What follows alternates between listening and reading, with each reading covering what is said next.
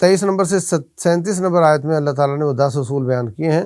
Number 1، والدین کے ساتھ احسان کرو۔ نمبر 2، قریبی رشتہ داروں کو، مسکینوں کو، ابن سبیل مسافر کو ان کا حق دو اور فضول خرچیاں نہ کرو۔ یہ بہت بڑا مسئلہ ہے۔ ہمارا تاجر سمجھتا ہے کہ روٹی حلال کمانا یہ ضروری ہے، اس کے بعد میں آزاد ہوں، میرا مال ہے، میں جہاں چاہوں لگاؤں، بچوں کے نخرے پورے کروں، میں 4 کروڑ روپے کی بچے کی شادی کر دوں، بلکہ اس سے بھی زیادہ کی، تو مجھے کوئی پوچھنے والا نہیں۔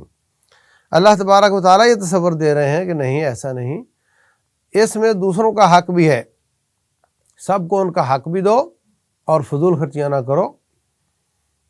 زیادہ سے زیادہ مال آتا ہے تو زیادہ صدقہ کر کے جنت کو بناؤ۔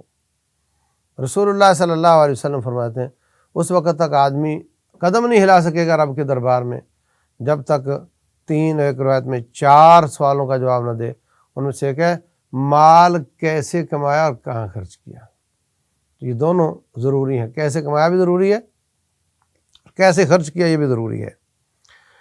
تو فرمایا کہ فضول خرچی نہ کرو۔ فضول خرچ جو ہوتے ہیں وہ شیطان کے بھائی ہوتے ہیں۔ اپنے ہاتھوں کو گردن کے ساتھ باندھ کر نہ رکھو اور نہ ہی پورے کے پورے کھول دو، تو تم ملامت زدہ ہو جاؤ گے۔ میانہ روی اختیار کرنا، پیسہ خرچ کرنے میں میانہ روی، ہر کام میں میانہ روی۔ اپنی اولادوں کو اس لیے قتل نہ کرو کہ تم بھوکے مر جاؤ گے، ہم ان کو بھی رزق دیتے ہیں، تمہیں بھی دیتے ہیں۔ آج یہ تصور بڑی ترقی یافتہ دنیا ہونے کے باوجود یہ تصور بڑا گہرا ہوتا چلا جا رہا ہے کہ بچے 2 ہی اچھے، کھلاؤ گے کہاں سے؟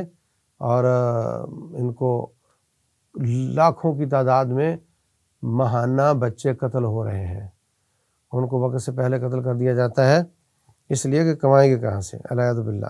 اور جو پیدا ہی نہیں ہونے دیے جاتے، جو رکاوٹیں بنا دی جاتی ہیں، جتنا بدکار معاشرہ ہے، وہ بچے جنے گا تو بدکاری کیسے کرے گا؟ اس لیے بہت زیادہ، لاکھوں سے بھی زیادہ بچوں کو وہ اس طریقے سے ختم کیا جاتا ہے۔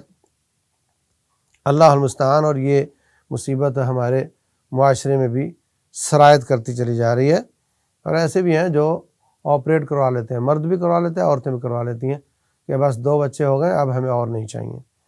تو بعد میں اللہ محفوظ رکھے، کتنی ایسی مثالیں ہیں کہ ان بچوں کو کچھ نہ کچھ ہو گیا اور دونوں ڈگڈگی بجا رہے ہیں، اب نہ وہ ان کو کوئی اٹھ کر پانی دینے والا نہیں، ہائے کریں تو ان کی ہائے سننے والا نہیں۔ اللہ المستعان۔ تو فرمایا بدکاری کے قریب نہ جاؤ اور کسی نفس کو قتل نہ کرو، یتیم کا مال ہڑپ نہ کرو، اور اپنے وعدے پورے کرو، اور ماپ تول میں کمی نہ کرو، اپنا ترازو ٹھیک رکھو۔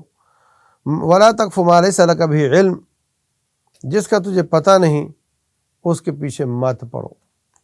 اب کتنے لوگ پوچھتے ہیں جی وہ تورات میں نے پڑھی تھی تو ایسے اس میں یہ تھا، تو نے قرآن سیکھ لیا کہ اب تو تورات کے پیچھے پڑ گیا۔ جب اڑنا نہ آتا تو اڑنا کیوں ہے؟ جب تک آپ کو بیس دین کی معلوم نہیں تو آپ لوگوں کے اشکال اور مستشرقین اور الحاد کے ملحدوں کے اشکالات پڑھنے شروع کر دو گے تو پھر تو دماغ خراب ہوگا نا آپ کا۔ تو بنیادی طور پر اپنا دین سیکھو، اس کے بعد پھر کوئی اور اگر آپ کی ضرورت ہو تو پڑھا جا سکتا ہے۔ اور فرمایا کہ تمہارے کان، تمہاری آنکھ اور تمہارے دل، اس کا اللہ تعالیٰ آپ سے سوال کرے گا۔